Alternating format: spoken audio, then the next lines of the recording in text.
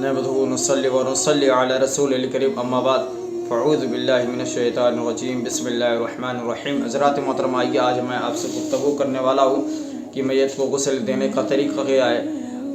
क्या गुस्ल देने के बाद आदमी को गुस्ल करना और कपड़े तब्दील करना ज़रूरी है। अवाम में जो मशहूर है, आइए उसी के ताल्लुक़ से कुछ गुफ्तगू करने वाले हैं। आज बाज देखा जाता है देहातों में बहुत सारे लोगों को गुस्ल करने का तरीका सलीका नहीं मालूम है। उसी के ताल्लुक़ से मैं आपसे गुफ्तगू करने वाला हूँ।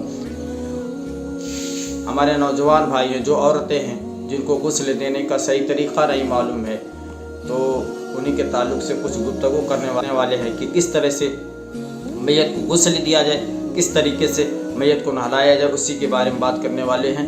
आइए सबसे पहले गुस्ल देने का तरीका आप मुलाज़ा फरमाएं। मैयत को गुस्ल देने के लिए सबसे पहले किसी तख्त या बड़े तख्ते का इंतज़ाम कर लें।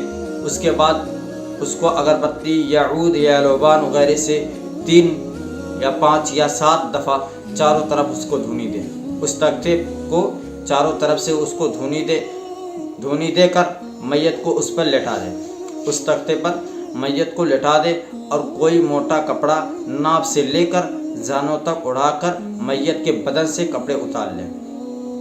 कोई मोटा कपड़ा नाप से लेकर जानों तक उड़ाकर मैयत के बदन से कपड़े उतार लें और बाएं तरफ की मैयत का भी सत्र ना खुले। मैयत का भी सत्र ना खुले और कपड़ा इतना बारीक ना हो कि गीला होने के बाद सत्र नज़र आए। यानी जो कपड़े आप मैयत के ऊपर उड़ाए हैं वो इतना बारीक ना हो कि जब उस पर पानी पड़े तो सत्र नज़र आए हो। फिर आप मैयत को इस्तिंजा कराएंगे।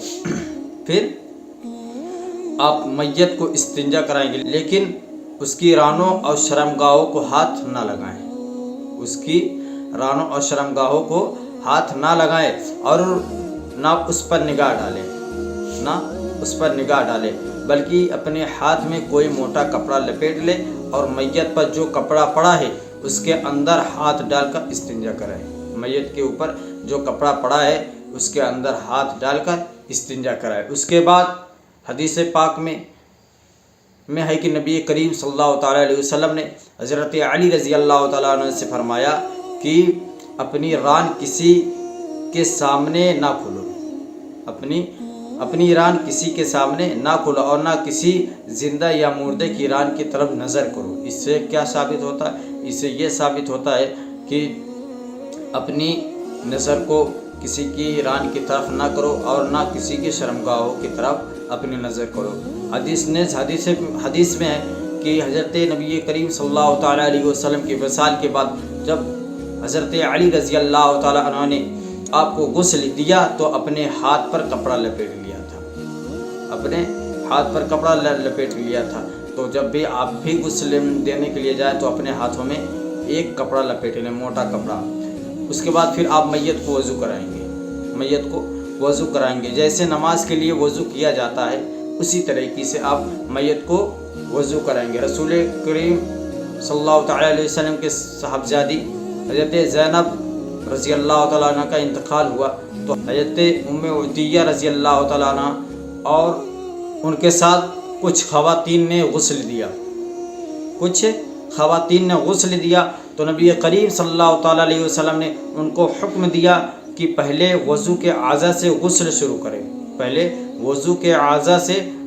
शुरू करें, मगर कुल्ली कराने और नाक में पानी डालने की ज़रूरत नहीं है।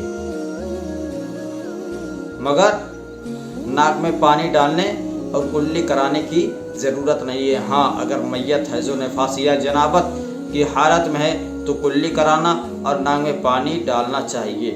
इसका तरीका क्या है कि कुल्ली किस तरह कराएं, पानी किस तरह डालें? इसका तरीका ये है कि नरम कपड़े या रुई गीली करके जिस कदर सहूलत से हो सके मुँह और नाक का अंदरूनी हिस्सा तर कर दिया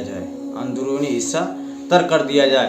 पहले चेहरे पर, फिर कोहनियों समेत हाथ धुलाएं, फिर सर का मसा कराएं, फिर पैर धुलाएं और कपड़े को तर करके दांतों को साफ करें। यानी कपड़े को गीला करके दांत को साफ कराएं और नाक के सुराखों में, जो नाक है इसके सुराखों में कपड़े फेर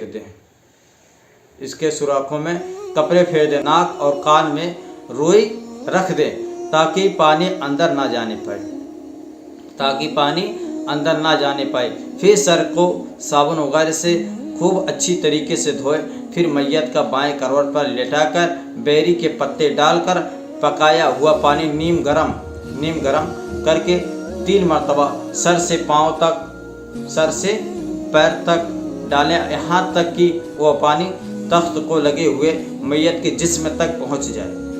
پھر دائنی کروٹ پر لٹا کر اسی طرح 3 مرتبہ پانی ڈالیں۔ پھر میت کو کوئی شخص اپنے بدن سے ٹیک لگا کر بیٹھائے اور پیٹ کو آہستہ آہستہ ملے اور دبائے۔ اگر